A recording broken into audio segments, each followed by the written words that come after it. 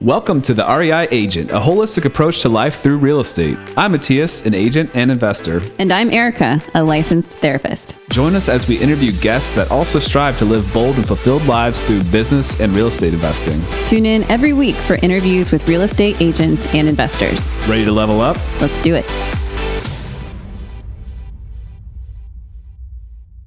Welcome back to the REI Agent. Mattias here.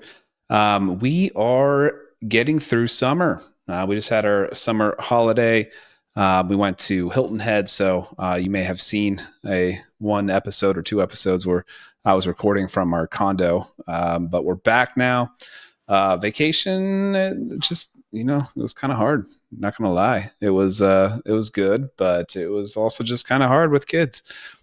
That's just kind of reality, I guess. We ended up deciding we were going to wake up really early, like 3 a.m. or something like that, and load the kids and drive home on a Friday. But we kind of just decided, you know what, let's just see if we can pack up and leave tonight on the Thursday.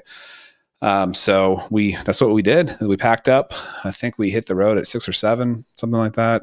And we got food. Then we filled up the gas tank.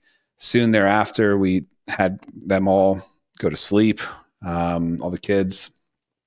And I drove an entire gas tank. I didn't stop until the gas light came on, and we almost made it home. We're just shy of getting all the way home. But that does not happen with kids very often, where you can go an entire however many hours that was. We did, pay for it a little bit. I think I got 4 hours of sleep. And then we hosted a friend in from out of town and had, I had to go out. I was obligated to go out and have fun the next couple nights. So I've been paying for that a little bit, but we're kind of getting back into the swing of things. 2 of our kids are outside of their normal camp or summer school thing, gearing up for regular school here soon. So it's going to be a little bit interesting, me covering the kids sometimes. And it's just not that I mind doing it. It's more the scheduling headache that is hard for me, is to just not to keep track of when I'm free and when I'm not with kids, as far as fulfilling all of my other duties with podcast recording, with taking clients out for showings or listing appointments, etc. So that's going to be the fun here recently. I've come across this saying, and I might be talking about it because I'm kind of chewing on this idea, this concept. I've heard it surprisingly. I don't know if it's one of those things where, like, you hear you're looking at buying a Toyota Tundra, and then you just see them all over town. It might be kind of that bias, but I've heard it twice now of people saying that they don't seek happiness, they seek contentedness. And I think the idea is, you kind of maybe go too far if you expect to be happy, or you try to fulfill yourself more than you need. That could be alcohol, that could be food, it could be a lot of different things. But if you seek to be contented, it kind of sets the bar lower. And I think that's an interesting concept. I mean, I know that, I think a very relatable thing would be food. If you seek to just be content, to just have enough. I think there's even a Japanese word for it that I don't know, where you just are full. You're not stuffed. You're not full, but you have enough to eat. That is probably what we should all strive for, because we are programmed for this like scarcity mindset where we need to consume, and we want the fattiest. We want the the things that in excess are not great for us because of the highest caloric content.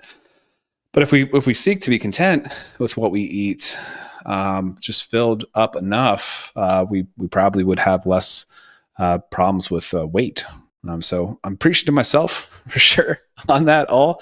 But it's kind of a new concept that I don't know, I've never heard it before, and or just never registered with me. And so I'm just kind of chewing on that in the background. I'm beta testing it, if you will. So that might come up more and more in the show as we go on. Maybe I'll find some new good examples of how that applies in life. But Today, our guest is a private money borrower.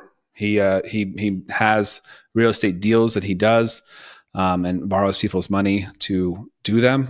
And he's a great speaker. He has he explains things very simply and easily, and I think that's a very good skill to have. And I think especially in this circumstance, because he's often talking to people who have no idea about this world and teaching them about it. And it is a very simple concept. And I think it's interesting. And it's a great way for people to, diversify their portfolios and get into some real estate exposure without having to go through, the hoops of buying a property, managing it, renting it out, or flipping it, managing contractors, et cetera. So, but it was a great show. There's a lot of valuable nuggets. He offers some freebies at the end.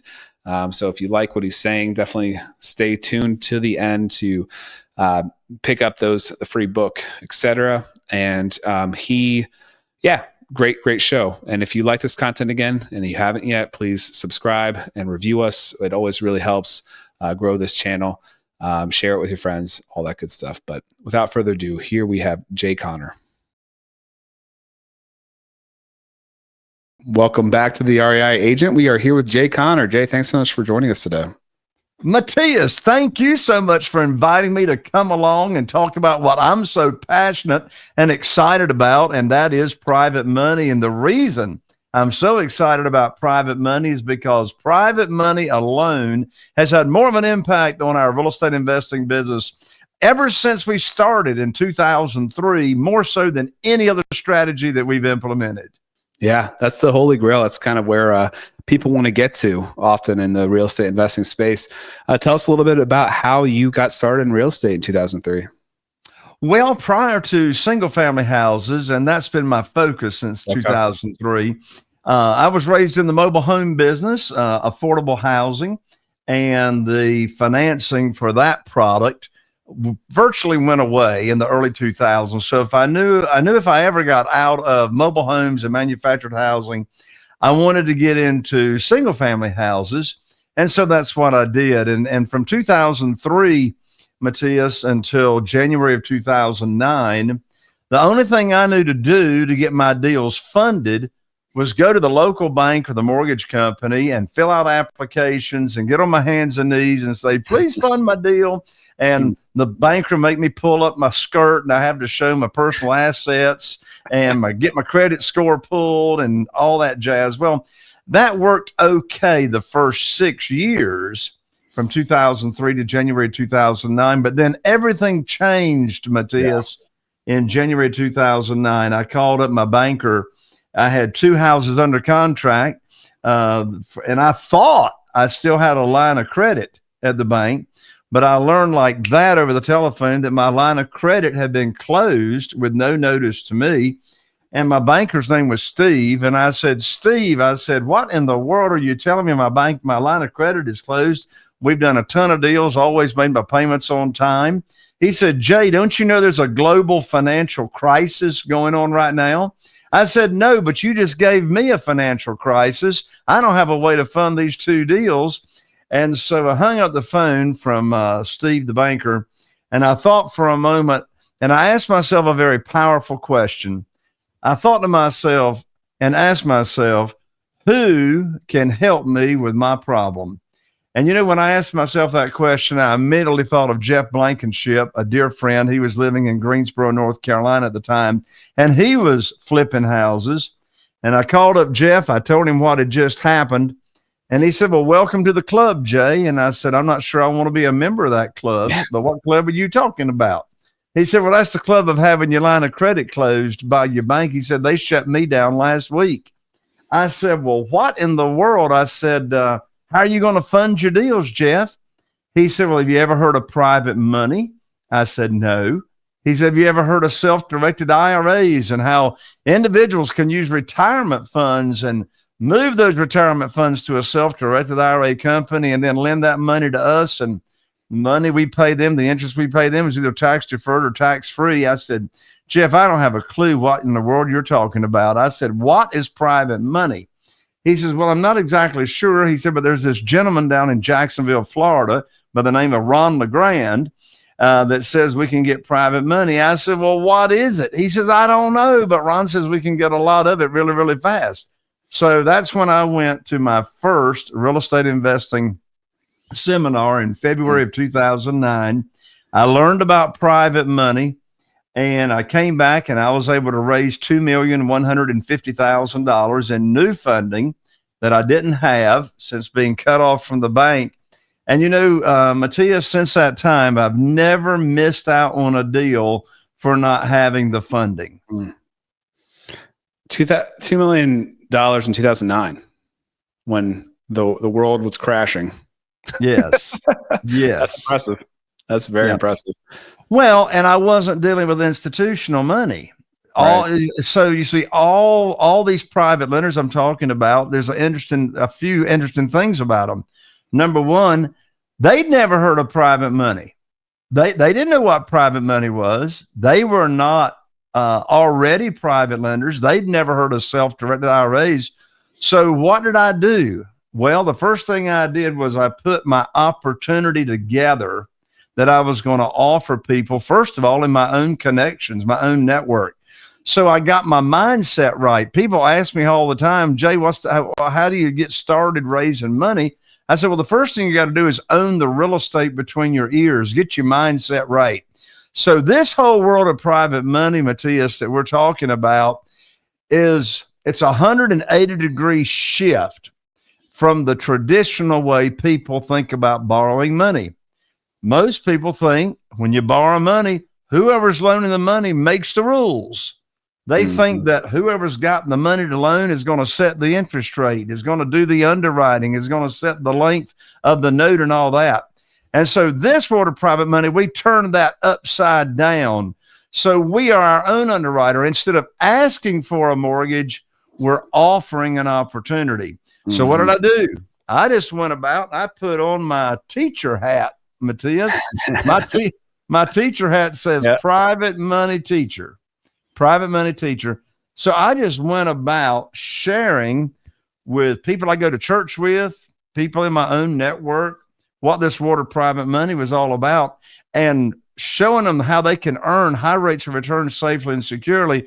And a big secret sauce to this, Mattias, is separating conversations with teaching what private money is to actually having a deal for them to fund.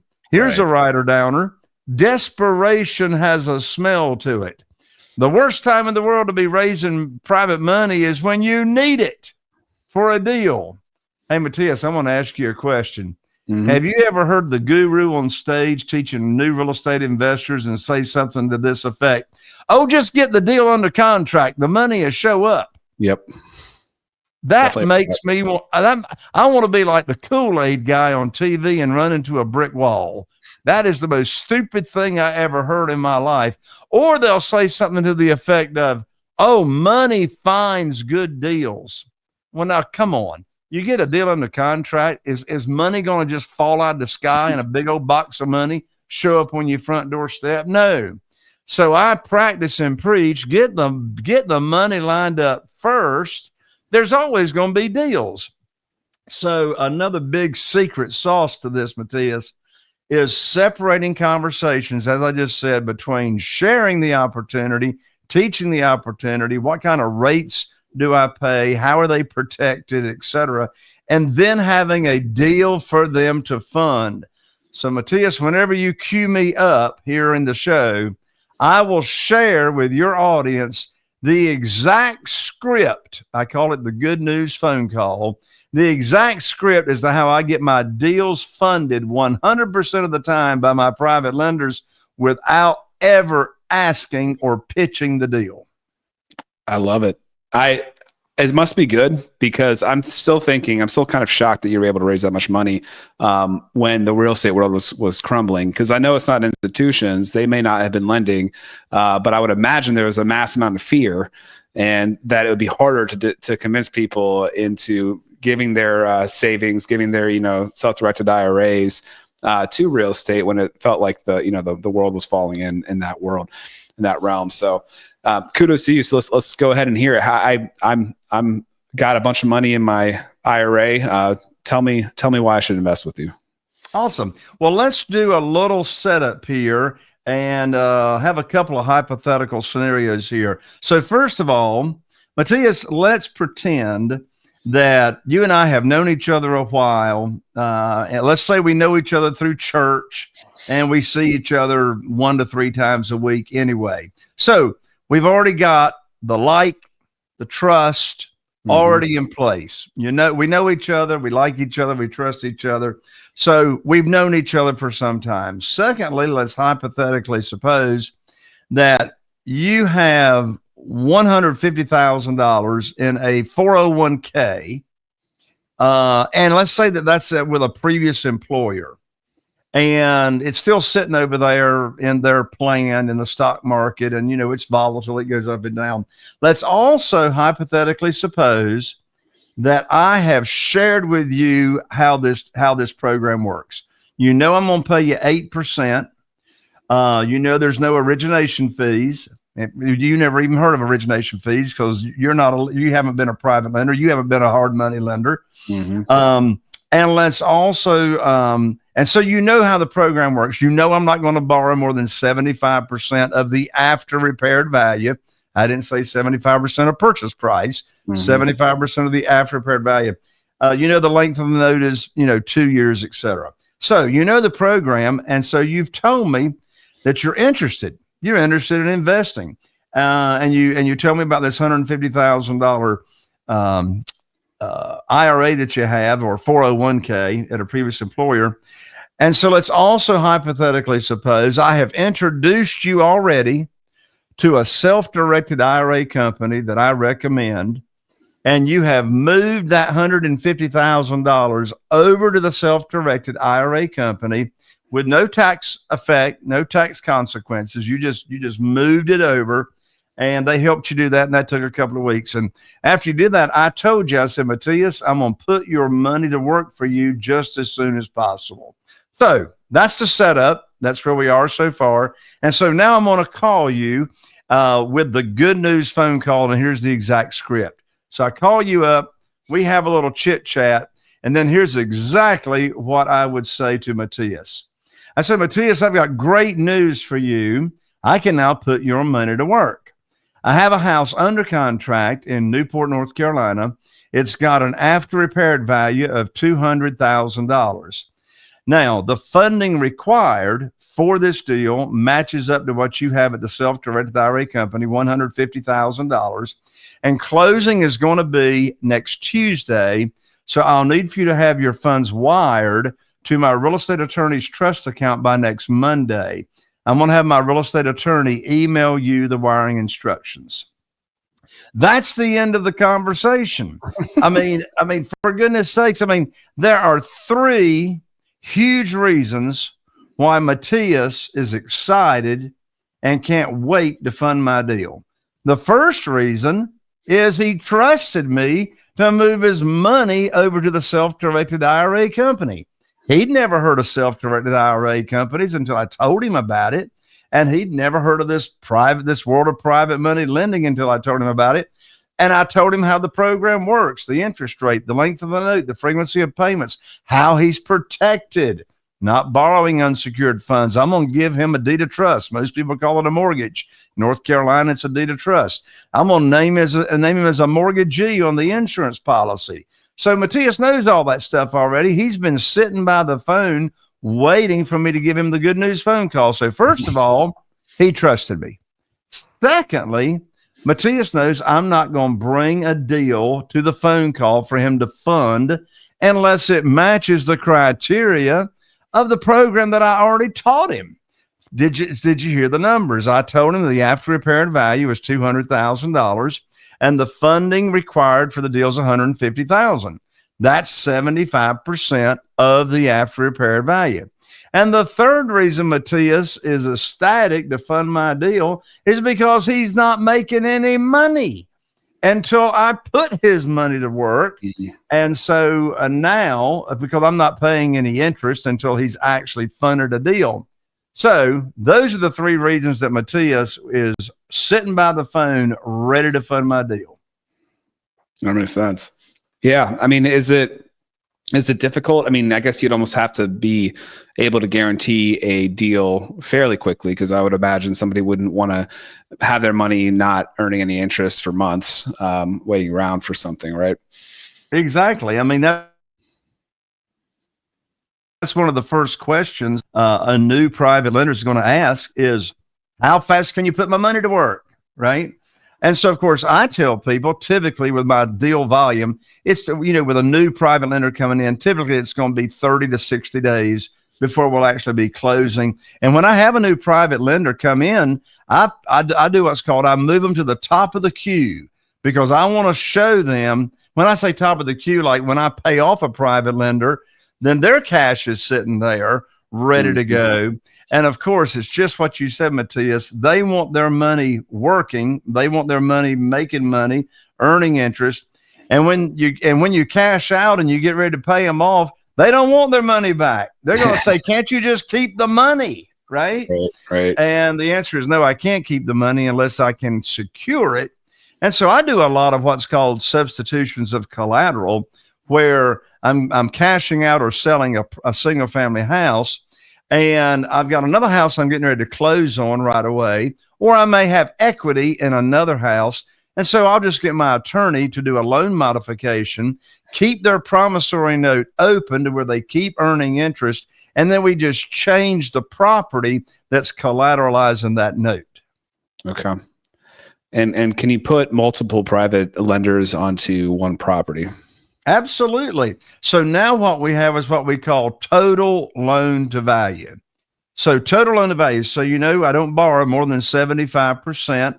And all of my members of my private money community and students, they do the same thing. We're not borrowing more than 75% of the after repaired value.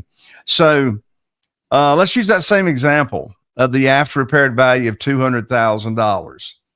And so in the example we went over, you were my only private lender at $150,000. Well, with a total loan to value of 75%, I can have one private lender in first position, say at $100,000. I can have another private lender in a second lien position, say with $50,000. So I'm going to add the $100,000 to the $50,000. That's a total of $150 divided by 200 after repaired value is still a total loan to value of 75% of the after repaired value. Okay. Yeah, that makes sense. And yeah, I was curious too. Now, one of the things that's beautiful about, like you had mentioned this, like you're making the rules. I mean, you're creating these scenarios and offering them to people. One would expect if they were getting a mortgage that they'd be making monthly payments. But that doesn't have to be the case in this circumstance. If you're flipping the house, for example, it could be that they get their payment upon completion with, totaling up the interest. Are you, in this scenario, are you paying them monthly? It depends on the private lender and their objectives.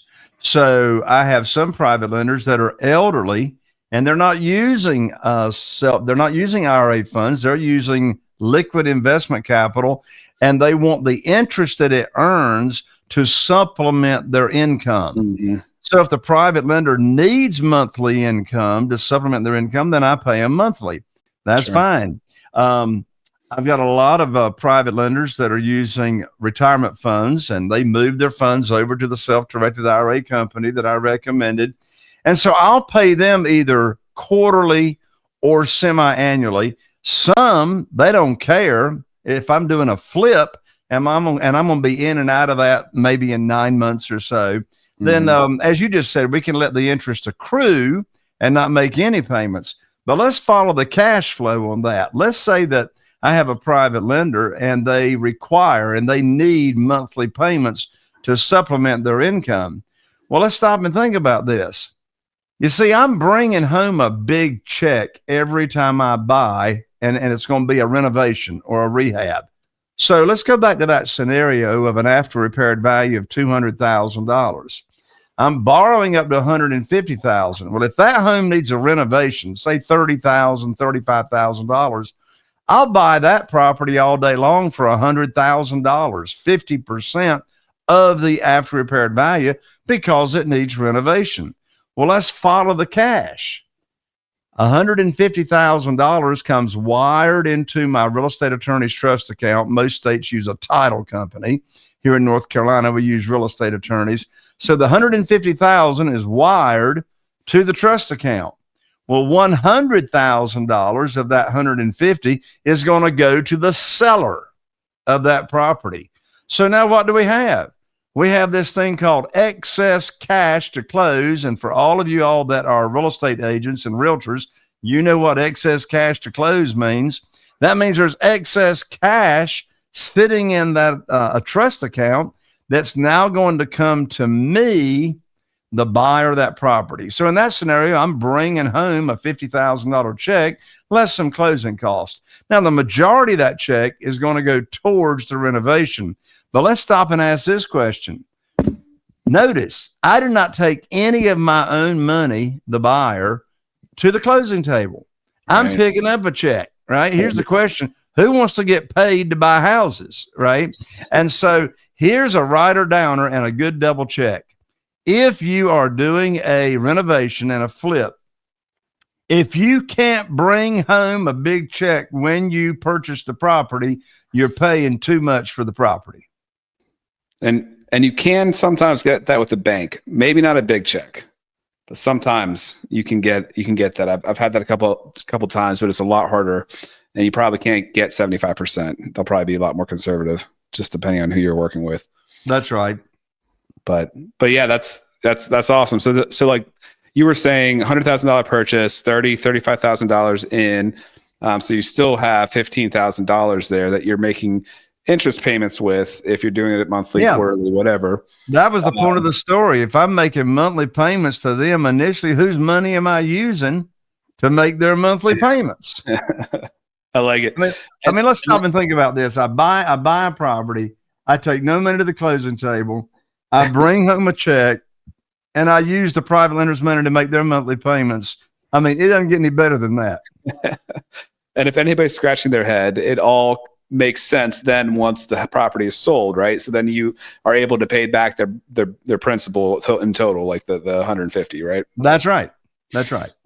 So there might have been, I can't do the math here quickly, but you might have paid them another $5,000, $3,000, whatever in interest. And then you'll have that additional 150 back to them. So they will in turn get their whole 8% back. It's just the way the cookie crumbles. You're able to use their funds to pay that interest until that you realize the plan overall. I love it, because you could also refinance. You could put it on to a traditional mortgage in theory, right? You could do what's called the BRRRR method if you wanted to at that point, right? Let's say the interest rates on a secondary market, product is going to be less than 8% and it's 6%. Just to throw that out there. You could, in theory, then also put it onto a regular mortgage and then pay them back, and then have a property that you keep instead of selling it. That's correct. And that brings up a good point right there, Mattias. In this world of private money, and remember, I'm not talking about hard money. This is not institutional money. And by the way, I'm not poo-pooing hard money lenders. Some of my best friends are hard money lenders. And they use my techniques to go raise more money from their investors to invest in their fund that they turn around and loan out to real estate investors. So if the math makes sense, you can still do the deal, of course. Sure. But what's interesting is I got 47 private lenders, and not one of them ever heard about private money or self-directed IRAs and this world until I put on my teacher hat and exposed them to them. Which reminds me, Mattias, there's 3 categories where you can find private lenders. Where are these people? Where are these private lenders or potential private lenders? Well, the first category are what I call people in your own warm market, your own connections. Where do you go every day, every week, and see the same people, right? So they're in your cell phone, right? You go to church with them, you play golf, they're your coworkers, any of those connections. The second category of private lenders are what I call your expanded warm market. Because if you want to scale your business and do multiple deals simultaneously, you're going to run out of your own contacts sooner or later. So how do you grow your own network very, very quickly? Well, I can tell you one very, very quick way to grow your network is join your local BNI, Business Networking International. I mean, every city and small town has got a BNI, and I have raised millions of dollars by being an active BNI member.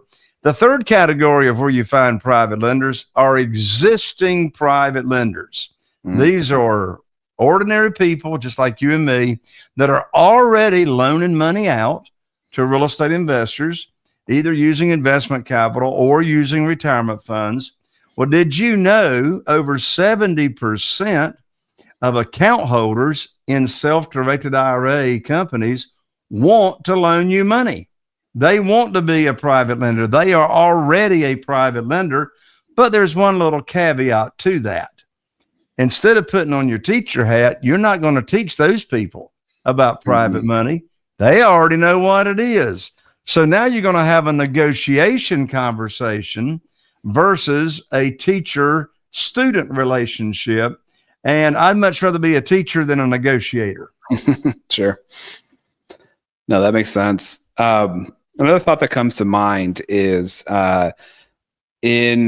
this is different, but and maybe you can help me explain the difference here. But when you get into a syndication and there are private investors in a syndication, limited partners, those all have to meet certain requirements. They typically have to be an accredited investor. And that means that they have a net worth of $1 million outside of their personal residence, or they make, I think it's 200,000 personally or 300,000 jointly a year for the past 2 years. Yeah, 250. 250. So it doesn't sound like this has the same requirements. It sounds like this is also not a security, and that might be one of the main differences. But can you talk about that a little bit?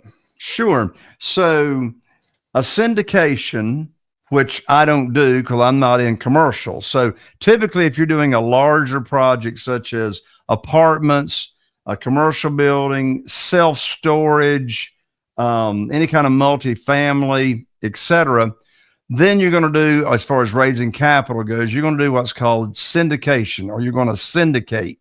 And what that means is that you're going to hire an SEC attorney to draw up what's called a private placement memorandum, PPM. And that's going to be the document that you disclose how your deal works and what the opportunity is. Well, all that is regulated by the SEC. The Securities Exchange Commission regulates all syndication activity.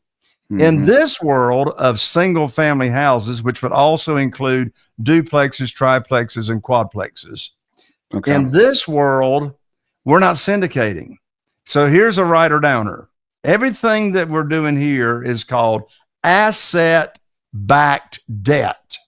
Asset-backed debt, right? So this is not a security in the form or as relates to syndication.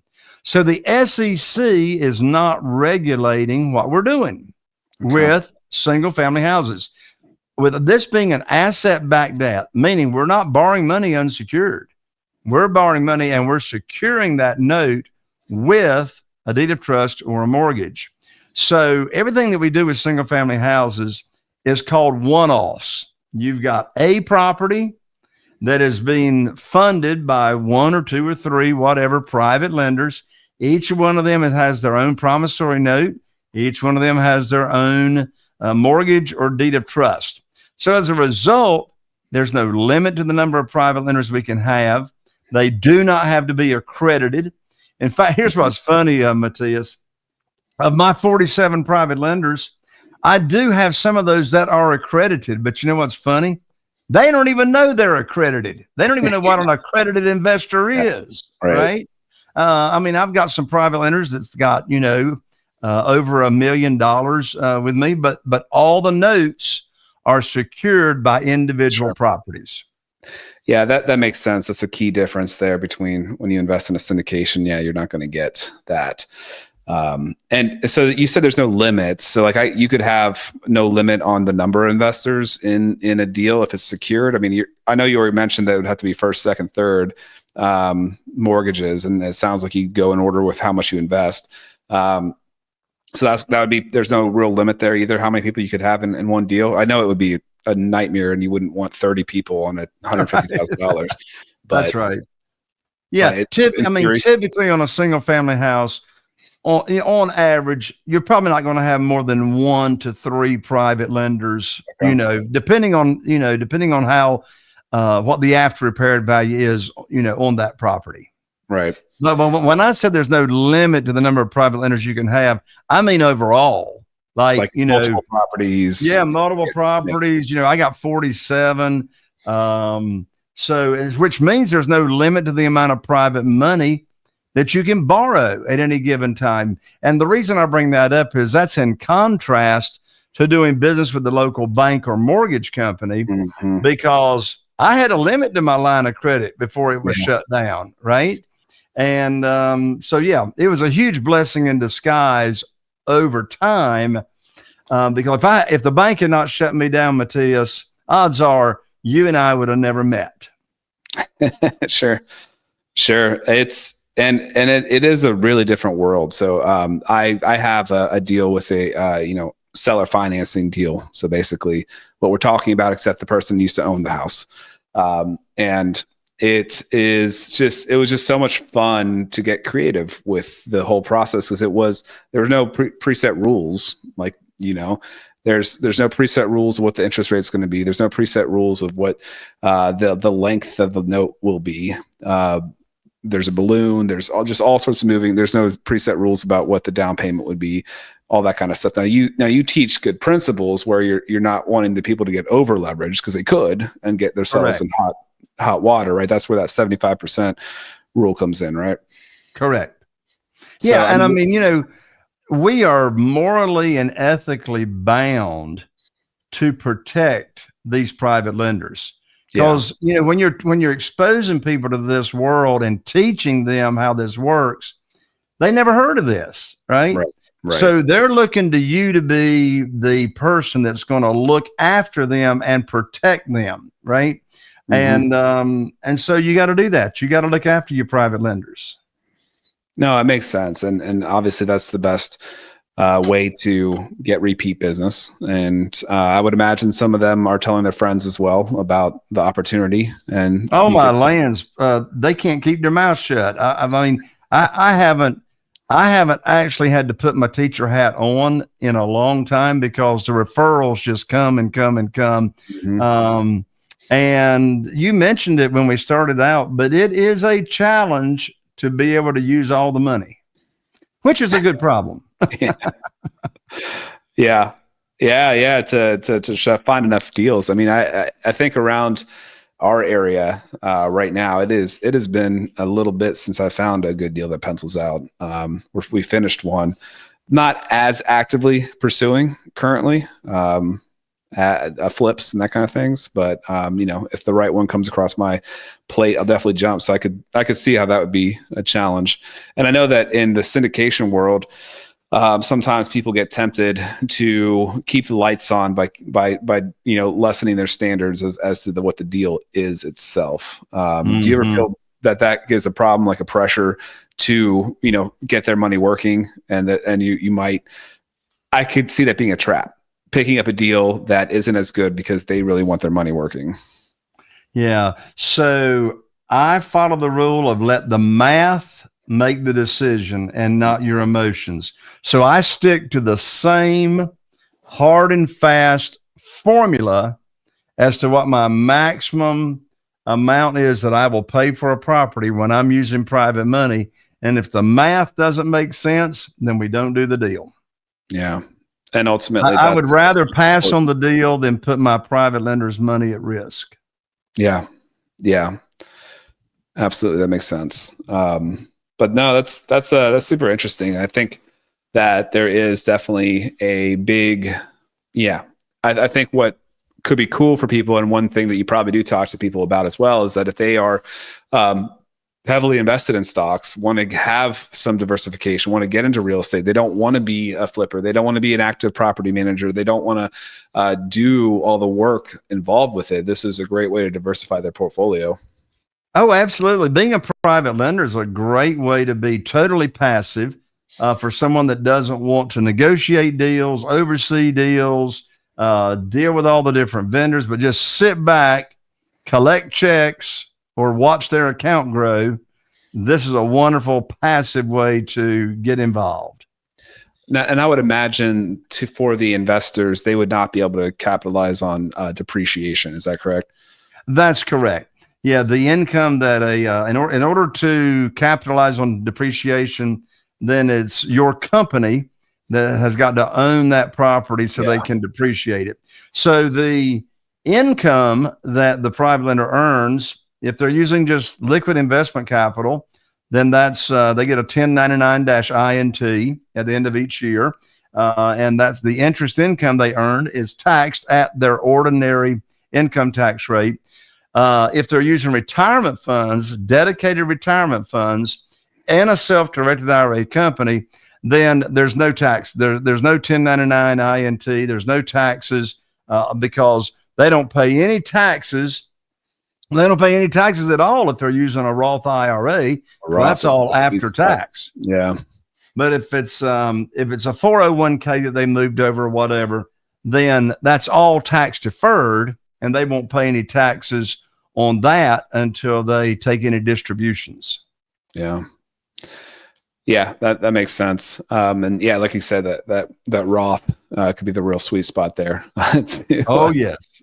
And if anybody's out there wanting to invest themselves, they can also obviously invest their own deals with the same strategy of a self-directed IRA. Absolutely. I've been tempted.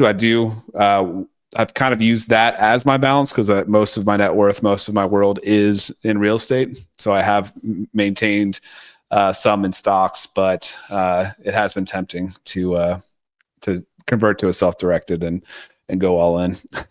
Well, convert part of it. There you go.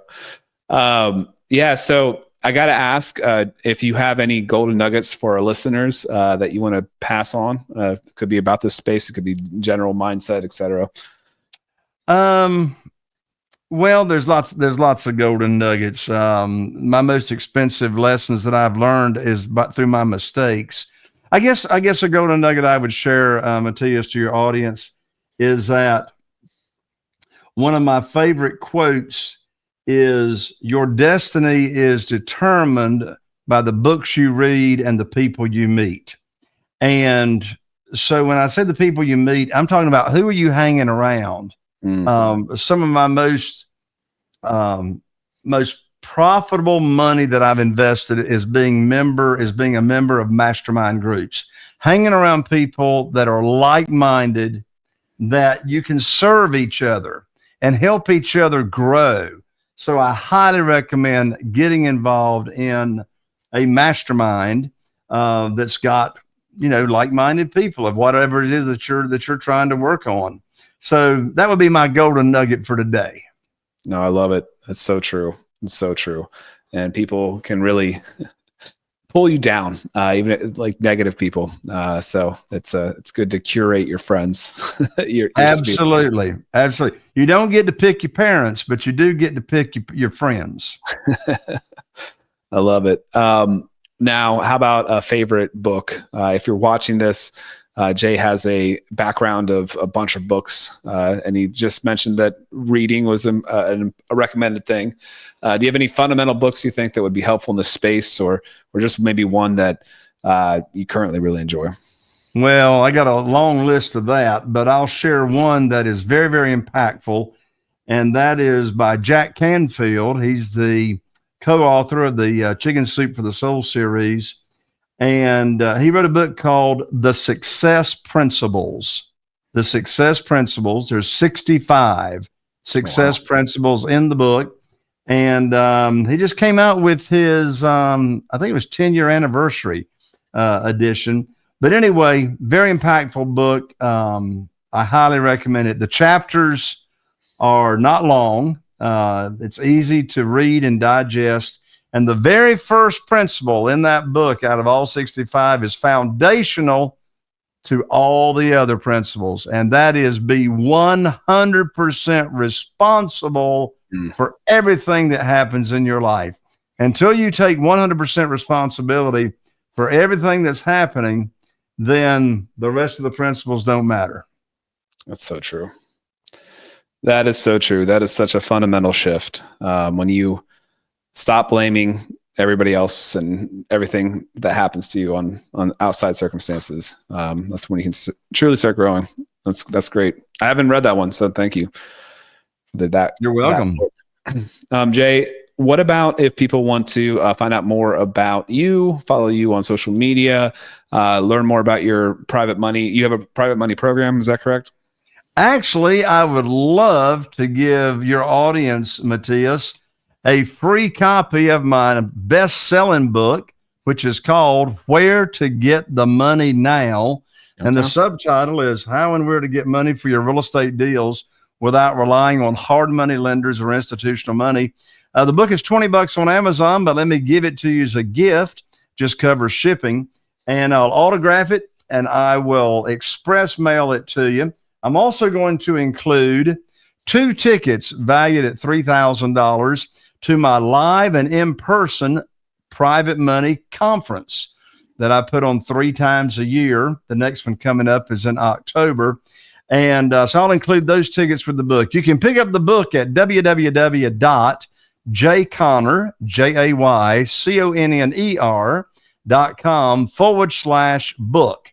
So I'm an ER, not an OR. So that's jayconner.com/book. I'll rush it right out to you. And if you've enjoyed this podcast, let me invite you to come over and check out my podcast.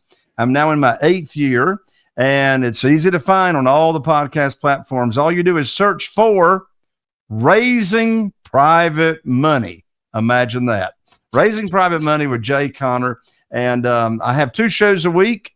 We release them early Monday mornings and Thursday mornings. So twice a week, I interview other real estate investors about how they have gone out raising private money.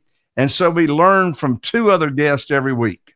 I love it. That's fantastic, Jay. Thank you so much. Definitely check that out, guys.